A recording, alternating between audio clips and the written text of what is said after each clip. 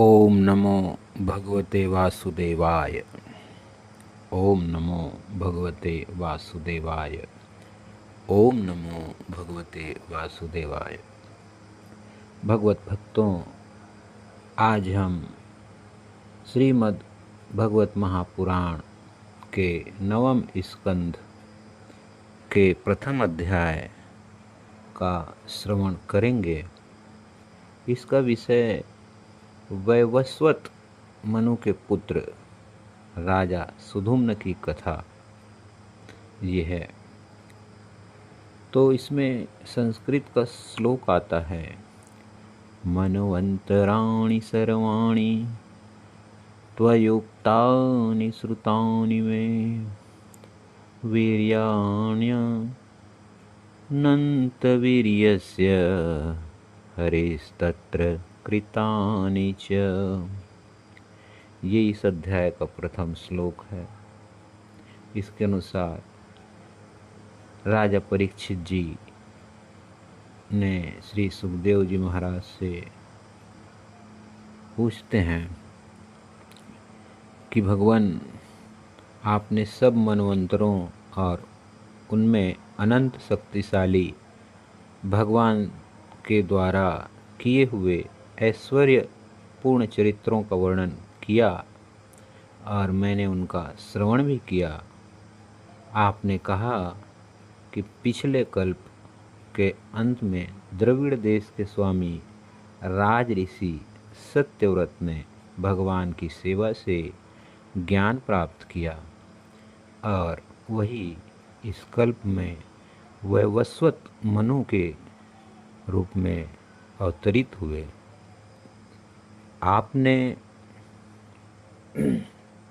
उनके इक्ष्वाकु आदि नरपति पुत्रों का भी वर्णन किया।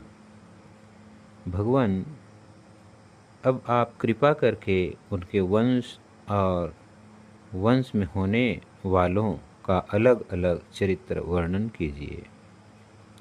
हमारे हृदय में सर्वदा ही कथा सुनने की उत्सुकता बनी रहती है।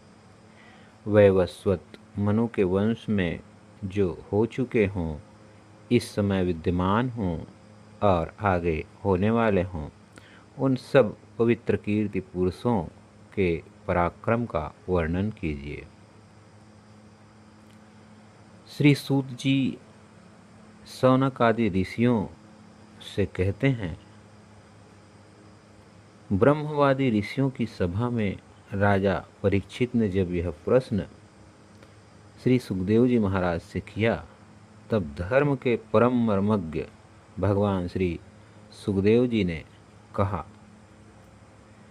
परीक्षित, तुम मनोवंश का वर्णन संक्षेप में सुनो। विस्तार से तो सैकड़ों वर्षों में भी उसका वर्णन नहीं किया जा सकता। जो परम पुरुष परमात्मा छोटे बड़े सभी प्राणियों के आत्मा हैं, प्रलय के समय केवल वही थे। यह विश्व तथा और कुछ भी नहीं था। उसकी नाभि से एक सुवर्णमय कमल कोश प्रकट हुआ। उसी में चतुर्मुख ब्रह्मा जी का आविर्भाव हुआ। ब्रह्मा जी के मन से मरीचि और मरीचि के पुत्र कश्यप हुए। उनकी धर्मपत्नी दक्षनंदिनी अदिति से विवस्वान का जन्म हुआ। विवस्वान की संज्ञा नामक पत्नी से श्राद्ध देव मनु का जन्म हुआ। परम मनस्वी राजा श्राद्ध देव ने अपनी पत्नी श्रद्धा के गर्भ से 10 पुत्र उत्पन्न किए। उनके नाम थे इक्ष्वाकु, नृग, सरयाति, दिष्ट, धृष्ट, करूस, नरिष्यंत, पृषघ्र, नभग और कवि। वैवस्वत मनु पहले संतानहीन थे।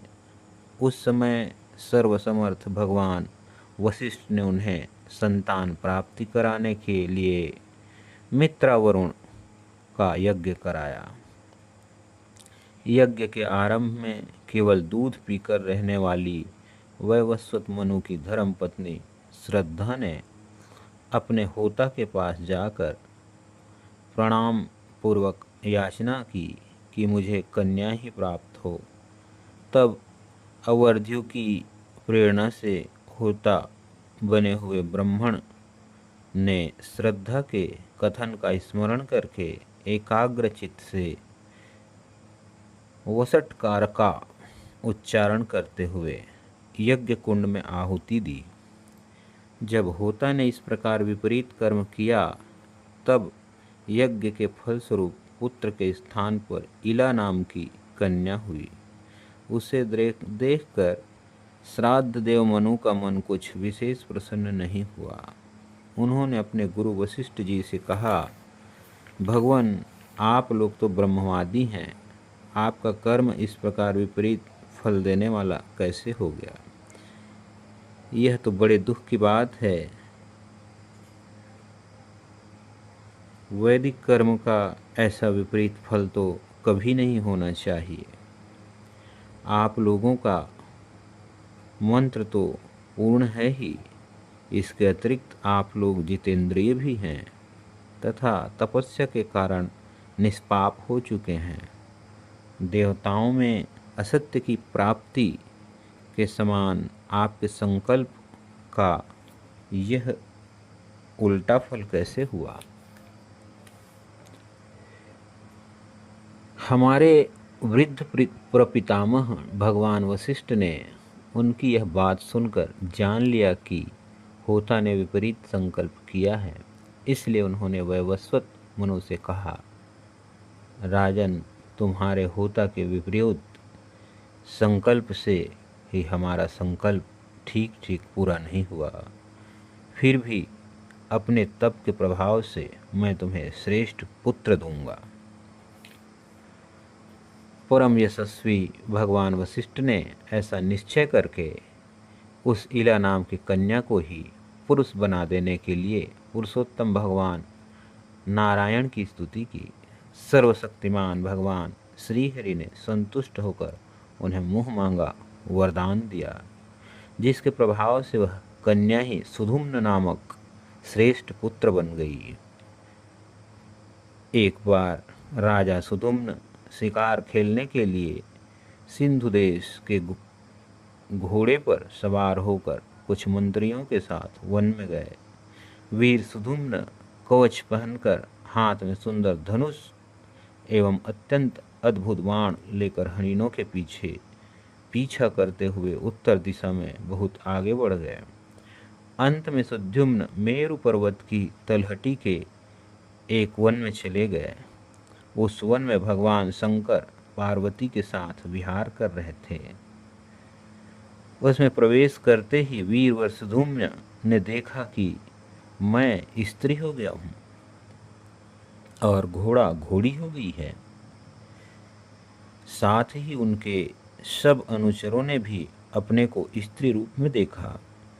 वे सब एक दूसरे का मुंह देखने लगे। उनका चित्त बहुत उदास हो गया। राजा परीक्षित ने पूछा, भगवान, उस भूखंड में ऐसा विचित्र गुण कैसे आ गया?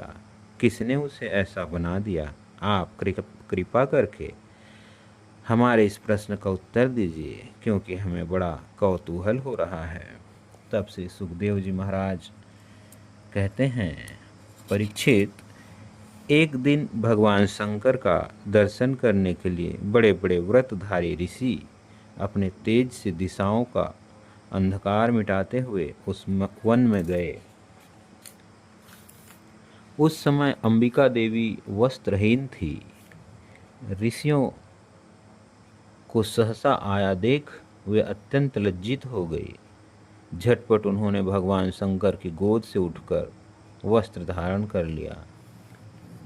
ऋषियों ने भी देखा कि भगवान गौरी शंकर इस समय विहार कर रहे हैं, इसलिए वहां से लौटकर वे भगवान नर नारायण के आश्रम पर चले गए। उसी समय भगवान शंकर ने अपनी प्रिया भगवती अंबिका को प्रसन्न करने के लिए कहा कि मेरे सिवा जो भी पुरुष इस स्थान में प्रवेश करेगा वही स्त्री हो जाएगा। तभी से पुरुष उस स्थान में प्रवेश नहीं करते। अब सुद्युम्न स्त्री हो गई थी, इसलिए वे अपने स्त्री बने हुए अनुचरों के साथ एक वन से दूसरे वन में विचरने लगे। उसी समय शक्तिशाली बुद्ध ने देखा कि मेरे आश्रम के पास बहुत सी स्त्रियों से घिरी हुई एक सुंदर स्त्री विचर रही है। उन्होंने इच्छा की कि यह मुझे प्राप्त हो जाए। उस सुंदरी स्त्री ने भी चंद्रकुमार बुद्ध को पति बनाना चाहा। इस पर बुद्ध ने उसके गर्भ से पुरूरवा नामक पुत्र उत्पन्न किया। इस प्रकार मनुपुत्र राजा सुद्युम्न स्त्री हो गए। ऐसा सुनते ही उन्होंने उस अवस्था में अपने कुल पुरोहित वशिष्ठ जी का स्मरण किया। सुद्युम्न की यह दशा देखकर वशिष्ठ जी के हृदय में कृपावश अत्यंत पीड़ा हुई। उन्होंने सुद्युम्न को पुनः पुरुष बना देने के लिए भगवान शंकर की आराधना की। भगवान शंकर वशिष्ठ जी पर प्रसन्न हुए। परीक्षित उन्होंने उनकी अभिलाषा पूर्ण करने के लिए अपनी वाणी को सत्य रखते हुए ही यह बात कही, वशिष्ठ तुम्हारा यह यजमान 1 महीने तक पुरुष रहेगा और 1 महीने तक स्त्री। इस व्यवस्था से सुद्युम्न इच्छानुसार पृथ्वी का पालन करे। इस प्रकार वशिष्ठ जी के अनुग्रह से व्यवस्था पूर्वक अभिष्ट पुरुष सत्व लाभ करके सुद्युम्न पृथ्वी का पालन करने लगे, परंतु प्रजा उनका अभिनंदन नहीं करती थी। उनके 3 पुत्र हुए, उत्कल, गय और विमल। परीक्षित वे सब दक्षिणापथ के राजा हुए।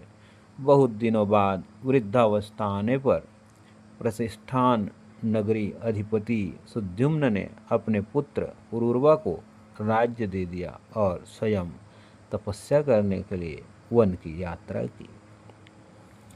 यह 9वें स्कंद का प्रथम अध्याय हम सुने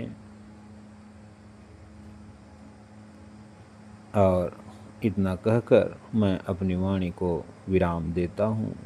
जय श्री राधे, जय श्री कृष्णा, जय जय श्री राम।